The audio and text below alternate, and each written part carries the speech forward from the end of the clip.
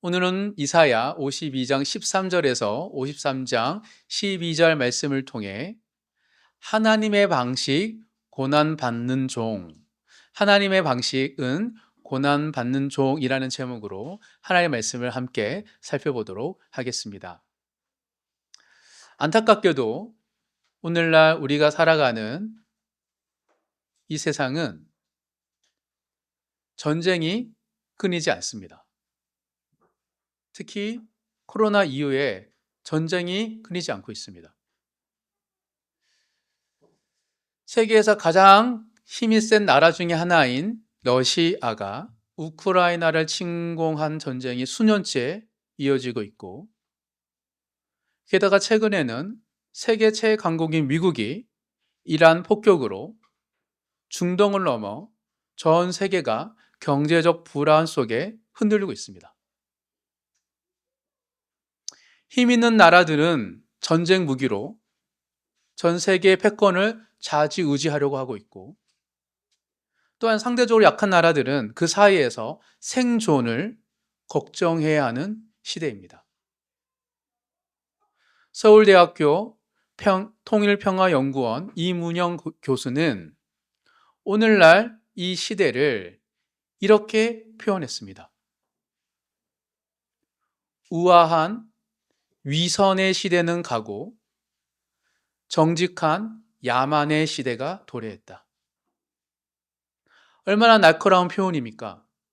적어도 예전에는 겉으로는 명분, 규범, 가치를 내세우는 척하면서 뒤에서 실익을 챙겼더라면 위선이지만 우아했죠. 그런데 이제는 힘이 곧 정의의 시대가 노골적으로 드러내고 있습니다. 관세부터 여러 가지 부분에서. 이런 세상을 바라보며 우리는 괴로워하며 고통스러워하며 하나님께 이런 질문을 던지게 됩니다. 정의의 하나님 어디 계십니까? 가장 기독교 국가라고 하는 곳에서부터 이런 일이 발생하는 것을 어떻게 설명할 수 있습니까? 또한 하나님을 믿는 그리스도인들은, 하나님의 백성들은 이 힘이 지배하는 세상에서 어떻게 살아야 합니까? 더불어 종교인들이 그 힘의 제국 앞에 함께 동참하고 있다면 어떻게 이걸 바라봐야 합니까? 라는 질문들을 우리는 가지게 됩니다. 지금으로부터 2700년 전, 즉 예수님이 오시기 전 700년 전에 그 이스라엘의 남유다의 이사야 선지자도 오늘날 우리처럼 똑같은 질문과 세상 속에서 살고 서 있었습니다. 참고로 이사야 선지자는 여러 왕들을 거치면서 하나님의 선지자로 사역했던 종이었습니다. 당시 그 시대적 상황은 고대 근동의 패권이 아수르가 쥐고 있었습니다. 남유다의 입장에서 북쪽에서는 아수르가 밀려오고 있고, 참고로 아수르는 전 세계 역사상 가장 잔혹한 테러 국가라고 불릴 정도로 잔인하게 침략하고 죽이면서 세를 불렸던 국가였습니다. 아시리아죠. 주변의 작은 나라들은 그 아수르가 번성하게 되면서 살아남기 위해 서로 뭉치거나 오랜 제국인 이집트에게 손을 내밀어야 했습니다. 설상가상으로 남유다 아하스 왕 시대에는 한민족인 북이스라엘이 아람 나라와 연합군을 이루어 남유다를 공격해 왔습니다. 아수르의 위협 앞에서 주변 나라들은 이집트를 의지하려고 했지만 이집트는 실질적인 도움이 되지 못했습니다. 나중에 이집트가 아수르와 싸우지만 또 져요. 아수르에게. 결국 북이스라엘은 주전 722년에 유다보다 먼저 아수르에게 멸망당하고 맙니다. 그리고 아하스의 아들 히스기야가 남유다 왕이 되었던 시대에는 아수르의 사네립 대군이 예루살렘을 완전히 포위했습니다. 공교롭게도 이 본문은 다음 주 설교 본문입니다. 또한 시간이 흐르면 아수르 다음으로 바벨론이라는 패권 국가가 등장하게 되고 결국 남유다는 바벨론에게 멸망당하여 포로로 끌려가게 됩니다. 오늘날처럼 열강의 패권 싸움이 치열했던 시대적 상황 속에서 이사야는 부름받아 이스라엘 백성들에게 하나님의 말씀을 선포하고 있습니다. 이사야는 66권 6장의 전체 내용이 큰데 핵심은 이겁니다. 이스라엘아, 하나님을 신뢰하라. 하나님을 신뢰하라고 하나님은 이사야 선지자를 통하여서 하나님의 백성들의 이야기하고 있습니다. 흔들렸거든요. 정치적으로, 이념적으로 잘 보고 싶어서 성전에 아수르의 우상을 놓고 같이 예배드리기도 하고 별별 짓을 다 했지만 결국은 끊임없이 패망했던 남유다 앞에 하나님만을 신뢰하라고 아무리 얘기해도 우리 현실은 하나님이 어디 있죠? 힘의 논리 앞에서 하나님의 방식은 전혀 보이지 않았기에 흔들렸던 것이죠. 그렇다면 국제 정치의 역학 구도가 끊임없이 변화하는 이 시대의 흐름 속에서 우리는 어떻게 하나님을 신뢰할 수 있을까? 이사야 선지자를 통해, 이사야서를 통해 하나님이 통치하시는 하나님의 방식은 무엇일까? 입니다. 그런데 우리가 오늘 본문을 살펴보고 또 지속적으로 이사야가 이야기하는 내용은 뭐냐면 하나님의 구원 방식이 아무도 예상하지 못한 방식이었다라는 사실입니다. 이사야서 52장 오늘 본문입니다. 13절에서 15절 세 절을 먼저 다 같이 읽어보도록 하겠습니다. 함께 읽겠습니다. 보라, 내 종이 형통하리니 받들어 높이 들려서 지극히 존귀하게 되리라. 전에는 그의 모양이 타인보다 상하였고 그의 모습이 사람들보다 상하였으므로 많은 사람이 그에 대하여 놀랐거니와 그가 나라들을 놀라게 할 것이며 왕들은 그로 말미암아 그들의 입을 봉하리니 이는 그들이 아직 그들에게 전파되지 아니한 것을 볼 것이요 아직 듣지 못한 것을 깨달을 것임이라. 오늘 본문에 보면 하나님의 구원 방식이 드러나는데 존귀함과 상함이 동일한 한 인물에게 있다고 표현하고 있습니다. 인간의 논리로서는 도무지 이해할 수 없는 모순적인 모습을 가진 한 사람이 등장하죠. 하나님의 사람이, 하나님의 종이.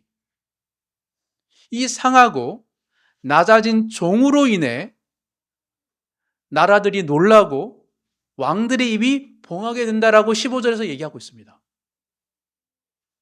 아수르도 바벨론도 오늘날의 강대국들도 결국 이 고난받는 종 앞에 말문이 막히게 된다는 것이 이사야를 통하여 하나님이 선포하시는 예언입니다.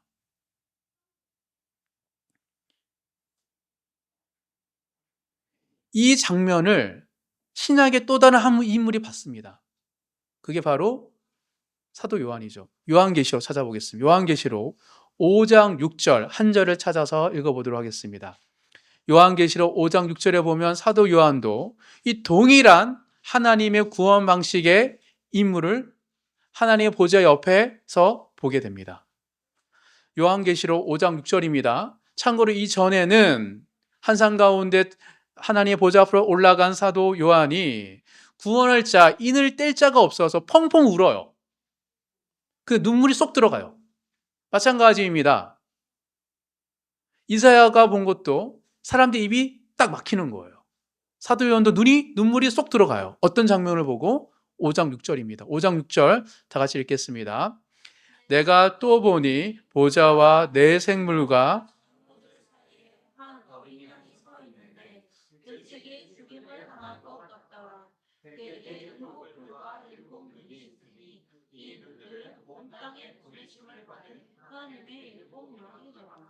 일곱 뿔은 완전한 권능을 의미하고 일곱 눈은 완전한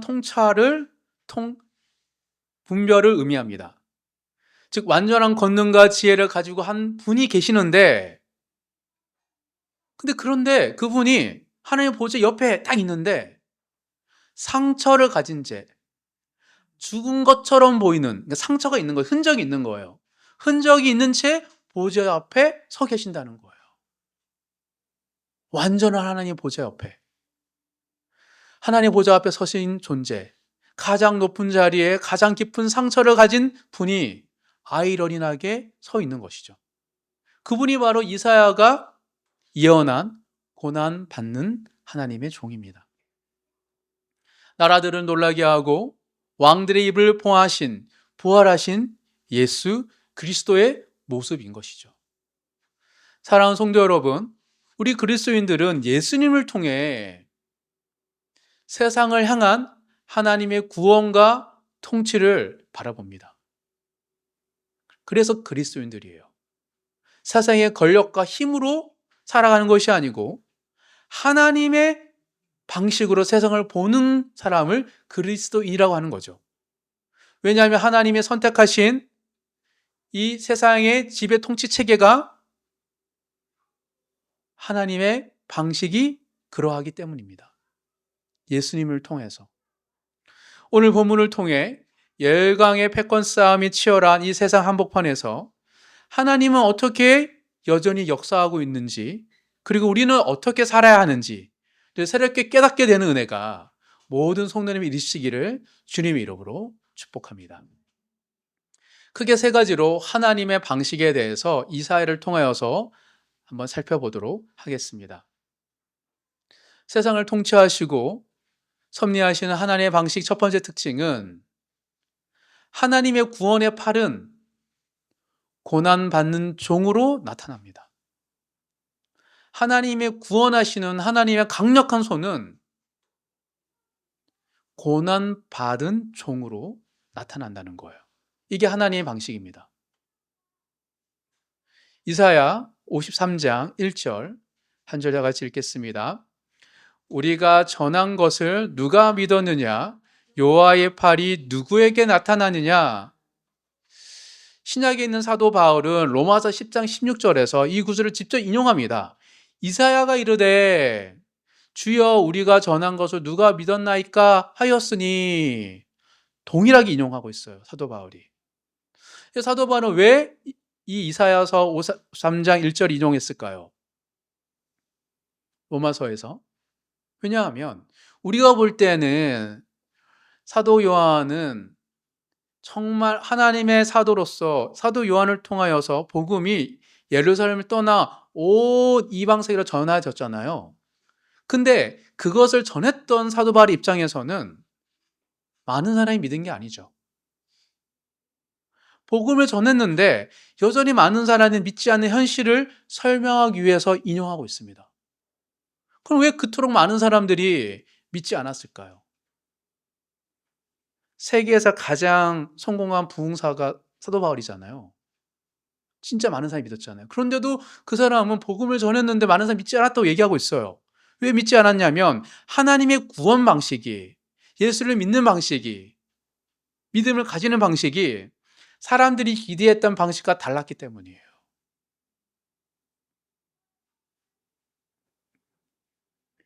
여호와의 팔이 누구에게 나타났느냐? 자꾸 이거를 하나님의 구원하는 방식이 다른데 자꾸 사람들이 원하는 방식으로 교회가 바꾸려 하는 게 문제지, 원래 초대교회부터 지금까지 교회가 복음이 흥행하고 전파됐던 그 방식은 매력적이지 않아요. 한국이 이렇게 변화된 것은 자기의 생계 속에서 자기의 학력과 자기가 가지고 안정을 포기하고 왔던 외국인 선교사들의 죽음 때문이지, 그들이 와서 대단한 일을 한 거라고 생각하면 안 됩니다. 그게 하나님의 방식이었어요. 동일하게 얘기하고 있습니다. 그래서 이 하나님의 팔이 누구에게 나타났느냐 라는 질문을 사도 바울이 던지고 있어요. 우리가 생각해 사도 바울이 부흥했던 것도 멋있게 막 사람이 살리고 이래서 부흥했다 생각하면 안 됩니다. 그걸 본 사람들이 안 와요, 교회를. 오히려 되게 신비한 방식으로 하나님의 교회가 흥행했던 것이죠. 이스라엘 백성들에게 여호와의 팔은 특별한 의미를 가진 표현입니다. 출애굽기에서 하나님은 강한 손과 편팔로 이스라엘을 노예살해했던 애굽, 이집트에서 건지셨기 때문이죠. 즉 여호와의 팔은 곧 하나님의 능력, 하나님의 군사적인 승리, 압도적인 구원의 힘을 의미했습니다. 그래서 이스라엘 백성들은 기대했죠. 메시아가 오시면, 다윗의 종, 다윗의 후손 메시아가 오시면 여호와의 강한 팔로 아수르를 쓸어버리고 바벨론을 무너뜨리고 로마를 심판할 것이라고. 그러니까 예수님은 별로 그런 분이 아니셨잖아요. 그러니까 메시아임을 거부한 거죠. 그런데 이사야가 선포하는 여호와의 팔의 모습을 어떤지 한번 살펴보십시오. 2절을 함께 읽겠습니다. 그는 주 앞에서 자라나기를 연한 순 같고 마른 땅에서 나온 뿌리 같아서 고운 모양도 없고 풍채도 없은즉 우리가 보기에 흠모할 만한 아름다운 것이 없도다. 연한 순은 약해요. 나무를 키우고 열매를 하다 보면 강한 순이 잘 자라지 연한 순은 잘라버리죠. 또 마른 땅에서 나온 뿌리는 튼튼할까요? 얕을까요? 당연히 얕죠. 고운 모양도 없고 풍채도 없습니다. 그러니까 농부의 관점에서는 이거는 빨리 제거할 거예요. 이게 여호와의 팔의 모습입니까? 여러분이 생각하는 하나님의 강한 팔이 이런 모습이세요?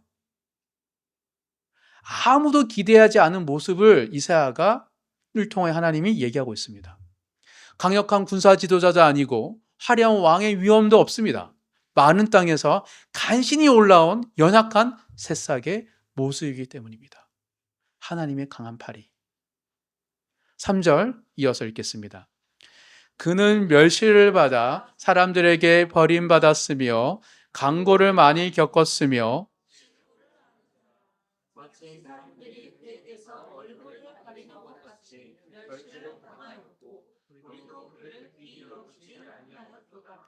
멸시받고 버림받고 강고를 많이 겪고 질고를 앓는 자, 그러니까 질병의 고통을 앓는 자. 즉 뭐냐면 인생에서 안 좋은 건 다 겪은 사람의 모습이에요. 그러니까 주위 사람들이 그런 사람을 보고 얼굴을 가린 거죠. 뭐죠? 차마 쳐다보기도 싫은 모습인 거예요. 우리 살다 보면 너무 힘들고 고통스럽고 살아가는 장애나 너무 가난한 사람 보면 피하고 싶잖아요. 그런 모습이라는 거예요. 이것이 하나님의 구원 방식이라고 이사야를 통해 하나님은 선포하고 계십니다. 열강의 힘에 맞서는 더 강한 힘이 아니었습니다. 멸시받고 버림받은 고난받은 종의 모습으로 하나님은 역사하신다고 말하고 있습니다. 그렇다면 이런 질문을 던지죠. 왜 굳이 하나님은 건설와 힘이 있는데 그대로 드러내시지 왜 굳이 이렇게 보잘것없는 고난 많은 종으로 우리를 구원하실까? 하는 질문이 생기죠. 이어서 4절에 5절을 보면 왜 고난받는 종으로 하나님의 능력이 나타내는지가 나오고 있습니다. 4절 5절 읽겠습니다. 그는 실로 우리의 질고를 지고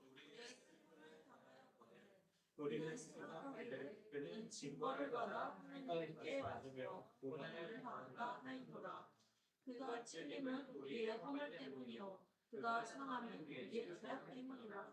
그가 징계를 받음으로 우리는 평화를 누리고 그가 채찍에 맞음으로 우리는 다음을 받았구나. 왜 그런 모습을 보셨다고 얘기하고 있습니까? 우리의 질고를 지고 우리의 슬픔을 당하셨거늘 우리의 허물 때문이요 우리의 죄악 때문이라.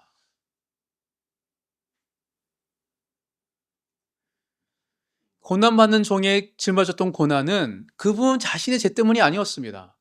우리의 죄, 우리의 슬픔, 우리의 고난 때문에 그렇게 고난받는 종으로 오셨다고 말하고 있습니다.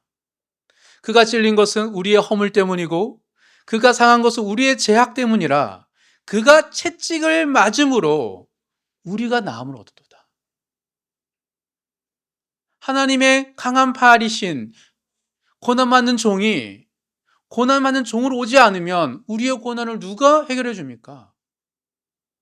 여러분 겉으로 원하고 멋있게 여기는 회사나 세상에 봤던 그 사람들이 우리에 대해 관심이 있습니까? 모든 사람은 나보다 나은 사람을 만나고 싶고 선망하지, 나보다 못한 사람에 대해서 누가 그의 모습처럼 살아갑니까? 내가 좋아하는 옷, 멋있는 옷을 주고 싶지, 그가 입고 있는 허름 옷을 내가 입고 싶습니까? 그런데 우리의 마음과 우리의 상처와 우리의 죄를 덜어내시기 위하여 예수님 우리가 입고 있는 옷을 입고 오신 거예요. 이것이 바로 대속의 사랑입니다. 내가 받아야 할 고난을 그분이 대신 받으신 거죠. 이어서 6절 함께 읽겠습니다. 우리는 다 양 같아서 그릇 행하여 각기 제 길로 갔거늘 여호와께서는 우리 모두의 죄악을 그에게 담당시키셨도다. 우리 모두의 죄악을 하나님께서 고난받는 종에게 담당시키셨다고 말하고 있습니다. 이것이 핵심입니다. 우연이 아니에요. 하나님이 철저하게 의도하신 거예요. 여호와의 팔이 나타나는 방식은 압도적인 군사력이 아니라, 재력이 아니라, 권력이 아니라 우리의 죄악을 담당하시는 고난받는 종이었습니다. 사랑하는 성도 여러분, 예수를 믿어도 그렇게 예수님의 십자가를 묵상하고 구원의 확신을 얻어도 우리는 종종 나아만 장군처럼 하나님께 기대합니다. 하나님, 강력하게 개입해 주세요. 힘으로 해결해 주세요. 인맥으로 해결해 주세요. 그리고 내가 납득할 수 있는 방식으로 역사해 달라고 기도하죠. 그러나 하나님의 방식은 달랐습니다. 이사야 시대에도, 예수님의 시대에도, 오늘 우리 시대에도 하나님의 구원의 팔은 항상 고난받는 종으로 나타나기 때문입니다. 열강은 무기로 세상을 지배하려고 하지만 여전히 하나님은 이 고난받는 종의 방식으로 세상을 통치하고 계십니다.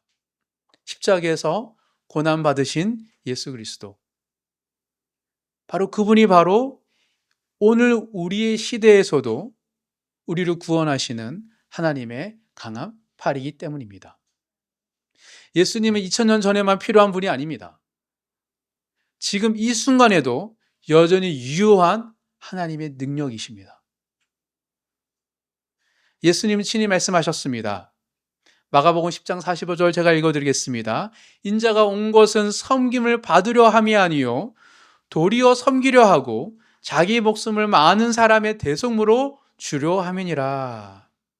고난받는 종, 이것이 하나님의 방식이었습니다. 그리고 그 방식이 여러분을, 저를, 우리 모두를 살리셨습니다. 그런데 보자가 없다고요? 그것이 힘이 없다고요? 사랑하는 성도 여러분, 하나님이 구원하신 구원의 팔이신 그 고난받은 종 예수 그리스도를 통하여 내 삶과 내 주위와 세상을 바라보시는 그 은혜가 있으시길 주님의 이름으로 축복합니다. 이어서 세상을 통치하시고 섭리하신 하나님의 방식의 두 번째 특징은, 고난받은 종의 죽음은 이미 예고된 하나님의 뜻이었습니다. 고난받기만 한 것이 아니라 죽으셔요. 근데 그것이 하나님의 뜻이었다는 거예요.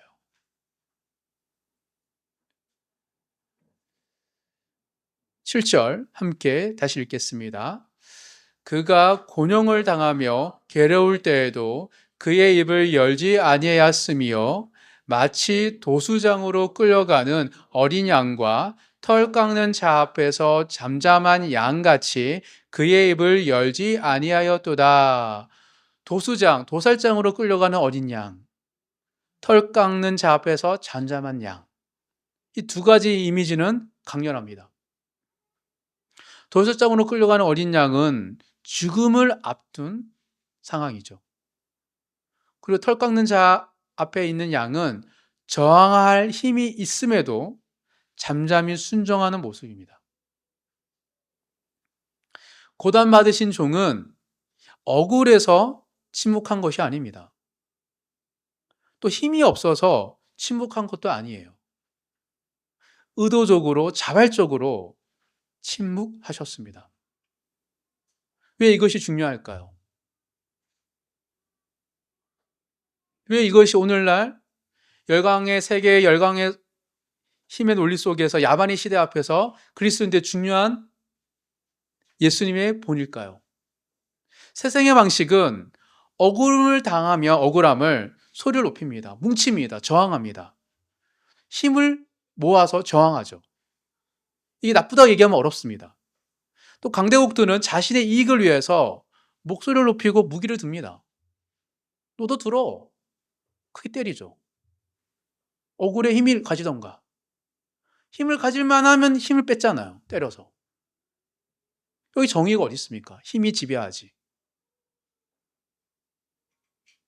그러나 고난받는 종의 방식은 달랐습니다. 가장 힘이 세시죠. 하나님의 종이. 하나님의 손이 가장 크지 않습니까? 근데 침묵과 순종이었습니다. 8절 함께 읽겠습니다. 그는 곤욕과 심문을 당하고 끌려갔으나 그 세대 중에 누가 생각하기를 그가 살아있는 자들의 땅에서 끊어짐은 마땅히 형벌받을 내 백성의 허물 때문이라 하였으리요. 그 세대에는 누구도 그 죽음의 의미를 알지 못했습니다. 그러나 이사야는 알았죠. 아니, 하나님께서 이사야를 통해서 이미 수백 년 전에 선포하셨습니다. 마땅히 형벌받을 내 백성의 허물 때문에 죽는 거라고.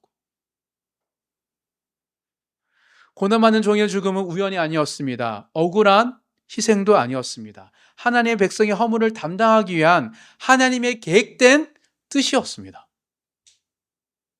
9절 읽겠습니다. 그는 강포를 행하지 아니하였고 그의 입에 거짓이 없었으나 그의 무덤이 악인들과 함께 있었으며 그가 죽은 후에 부자와 함께 있었더라. 이게 얼마나 놀라운 예언입니까? 강포를 행하지 않았고 거짓이 없었던 분이 누구랑 죽어요? 악인들과 함께 묻히고, 그런 동시에 부자와 함께 있을 것이라고 말하고 있습니다. 실제로 예수님이 죽으셨을 때 어떻게 죽었습니까? 강도 두 명의 사이에서 죽으셨고, 예수님이 죽자 아리마대 요셉이라는 부자가 자신의 새 무덤을 예수님께 드렸습니다. 악인들의 죽음, 부자의 무덤. 예언이 성취되어 온 것이죠. 이것은 단순히 우연이 아닙니다. 지속적으로 예언이 성취되는 이유는 뭐냐면 끼워 맞추는 게 아니에요. 뭐예요? 하나님이 계획된 의도라는 거예요. 그 하나님의 예언을 아는 사람은 지금도 하나님이 고난, 결핍도 하나님의 의도임을 보려는 눈이 생기는 것이죠. 예수님의 십자가 죽음은 역사적인 우발적 사건이 아닙니다. 이미 수백 년 전부터 하나님께서 계획하시고 선포하신 하나님의 구원의 뜻이었습니다. 이어서 10절 전반부 한 절만 함께 읽어보도록 하겠습니다. 다 같이 읽겠습니다. 여호와께서 그에게 상함을 받게 하시기를 원하사 질고를 당하게 하셨은즉, 여호와께서 원하사, 하나님께서 원하셨어요. 이 표현이 사실은 충격적이죠. 내 삶에 적용하면 충격이에요. 이게 하나님 뜻이었다고요? 하나님 의도였다고요? 이 고난이? 이 아픔이? 왜요? 고난받는 종의 고난은 하나님의 뜻 밖에서 일어난 비극이 아니라 하나님이 원해서 일어난 일이었습니다. 왜 하나님이 원하셨을까요? 그 고난이 하나님의 백성이 우리를 살리는 유일한 방법이었기 때문입니다. 의사가 마치 칼을 들고 우리 함부를 찔러 도려낼 때 우리를 살리기 위해서 그를 도려내듯이 하나님은 우리를 살리기 위해 예수님을 죽이셨던 것이죠. 사랑하는 성도 여러분, 우리는 때때로 고난 앞에서 내가 생각하던 대로 일어나지 않은 현실 앞에서 절망하면서 좌절하면서 이렇게 하나님께서 묻습니다. 하나님, 왜 이런 일이 일어납니까? 하나님 이상을 모르십니까?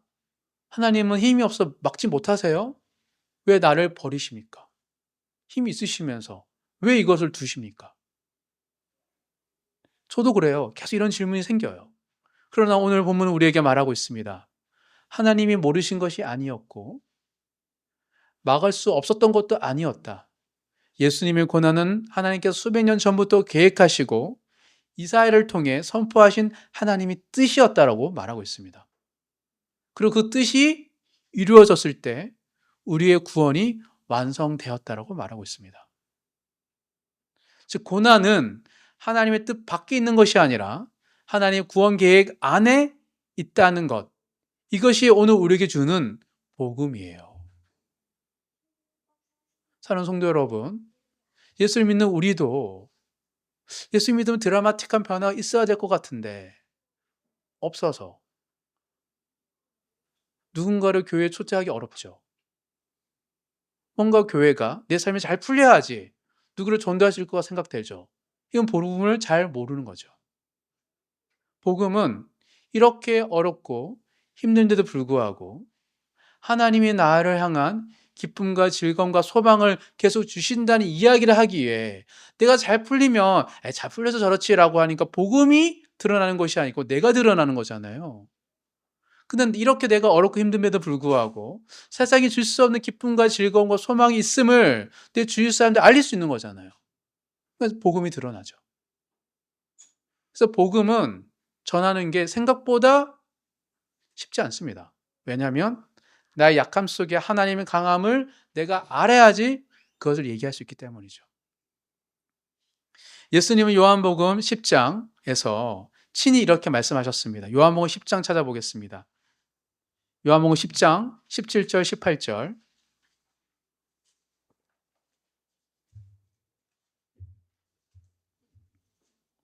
요한복음 10장 17절 18절 다 같이 읽겠습니다. 내가 내 목숨을 버리는 것은 그것을 내가 다시 얻기 위함이니 이로 말미암아 아버지께서 나를 사랑하시느니라. 이를 내게서 빼앗는 자가 있는 것이 아니라 내가 스스로 버리노라. 나는 버릴 권세도 있고 다시 얻을 권세도 있으니 이 계명은 내 아버지께서 받아노라 하시니라. 예수님은 생명을 빼앗긴 것이 아닙니다. 스스로 버리신 것이었습니다. 아버지 하나님의 계명을 따라 자발적으로 내어주신 것이죠. 이사야가 예언한 그대로입니다. 고난받는 종의 죽음은 이미 예고된 하나님의 뜻이었습니다. 그리고 그 뜻이 완성될 때 우리의 구원이 이루어졌습니다. 근데 이 예수님의 고난은 예수님만의 이야기로 끝나지 않습니다. 왜냐하면 예수님께서 이렇게 말씀하셨기 때문입니다. 마가복음 8장 34절 제가 읽어드리겠습니다. 무리와 제자들을 불러 이르시되 누구든지 나를 따라오려거든 자기를 부인하고 자기 십자가를 지고 나를 따를 것이니라. 주님을 따르는 제자들은 세상의 방식이 아니라 고난받은 종의 방식으로 세상을 살아갑니다. 즉 대세가 되려는 삶이 아니라 대안이 되는 삶을 살려고 하죠. 큰 차이가 있습니다. 주님이 없는 고난은 절망입니다.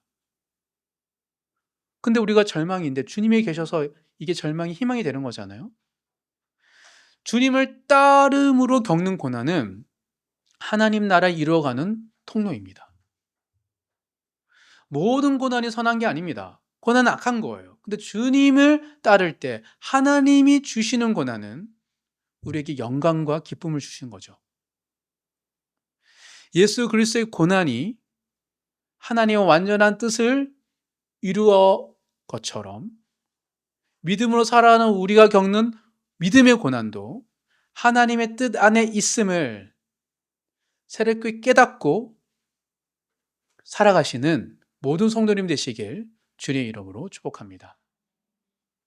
마지막 세 번째입니다. 세상을 통치하시고 섭리하신 하나님 통치 방식 세 번째 특징은 고난을 통해 하나님의 영광이 완성됩니다. 고난은 결국은 영광입니다. 10절 후반부 읽도록 하겠습니다. 그의 영혼을부터 다 같이 읽겠습니다. 그의 영혼을 석권 제물로 드리기에 이르면 그가 씨를 보게 되며 그의 날은 길 것이요 또 그의 손으로 여호와께서 기뻐하시는 뜻을 성취하리로다. 10절 전반부에서는 하나님이 고난을 원하셨다라는 충격적인 표현이 있었다면 후반부에서는 그 고난이 끝이 아니라는 거예요. 씨를 보게 될 것이고 날이 길 것이고 뜻이 성취된다. 즉 고난 이후에 무엇이 온다는 거예요? 생명이 주어지고 우리의 생명이 길어지고 하나님의 뜻이 완성된다고 말하고 있습니다. 고난은 마지막이 아닙니다. 고난을 통해 하나님의 영광이 완성되기 때문이죠. 11절 읽겠습니다. 그가 자기 영혼에 수고한 것을 보고 만족하게 여길 것이라. 나의 의로운 종이 자기 지식으로 많은 사람을 의롭게 하며 또 그들의 죄악을 친히 담당하리로다. 얼마나 놀라운 반전입니까? 멸시받고 버림받고 상하고 찔리고 채찍을 맞으신 분이 마침내 만족을 여기고 누리신다는 거예요. 그 만족은 무엇이죠? 많은 사람을 의롭게 하며. 고난받는 종 예수님의 수고의 열매는 많은 사람이 의롭게 되는 것, 하나님의 자녀가 되는 것, 그것이 하나님 영광의 완성이었습니다. 12절 함께 읽겠습니다. 그러므로 내가 그에게 존귀한 자와 함께 몫을 받게 하며 강한 자와 함께 탈취한 것을 나누게 하리니 이는 그가 자기 영혼을 버려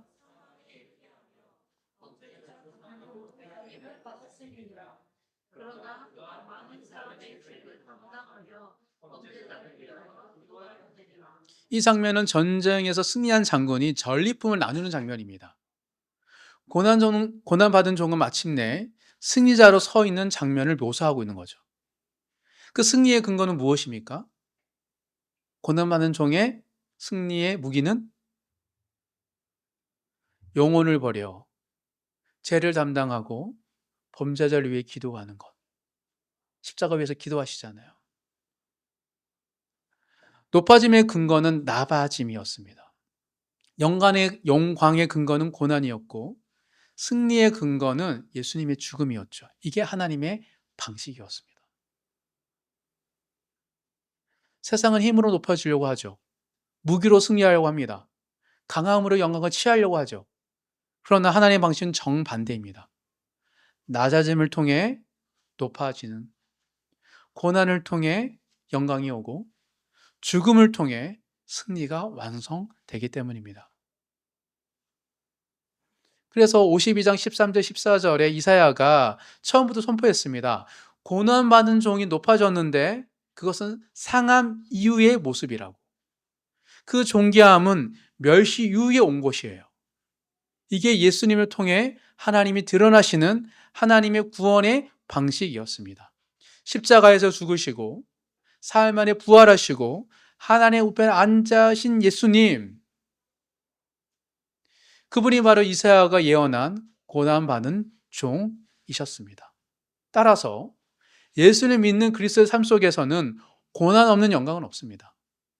하나님이 우리에게 축복을 주실 때는 우리의 실수와 연약함이 아닌 믿음으로 순종하다가 얻게 된 고난을 통하여 영광을 주시는 거예요.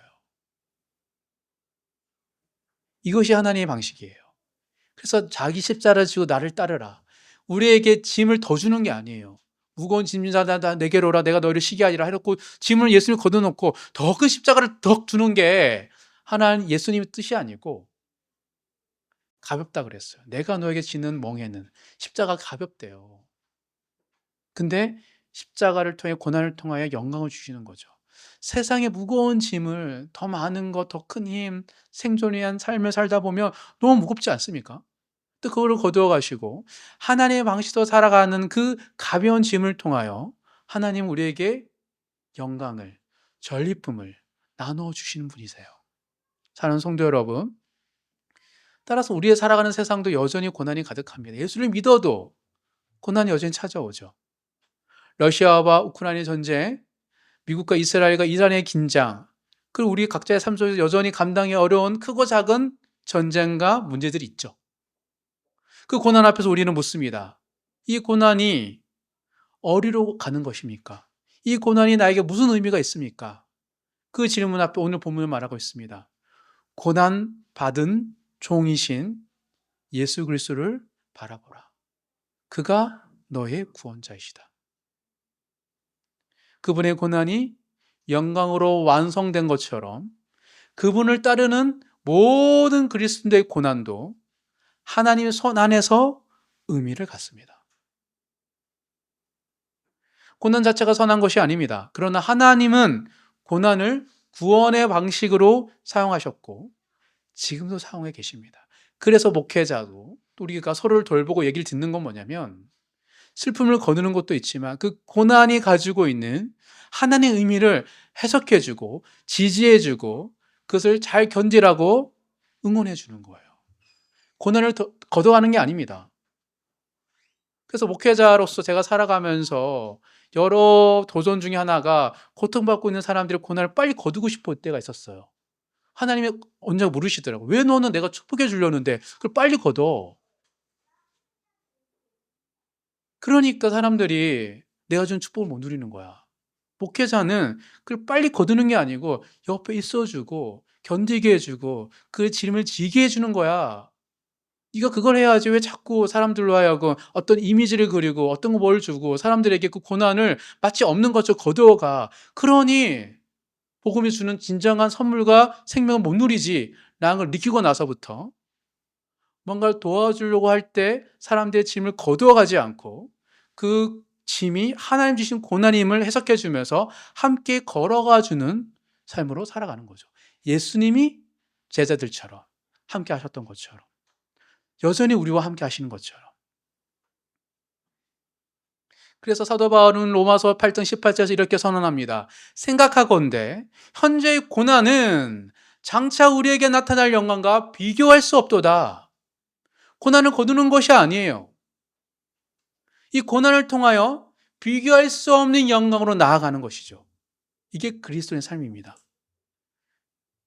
그리고 고난받는 종을 따르는 자들에게 주어진 하나님의 약속입니다. 상속물, 유업이에요.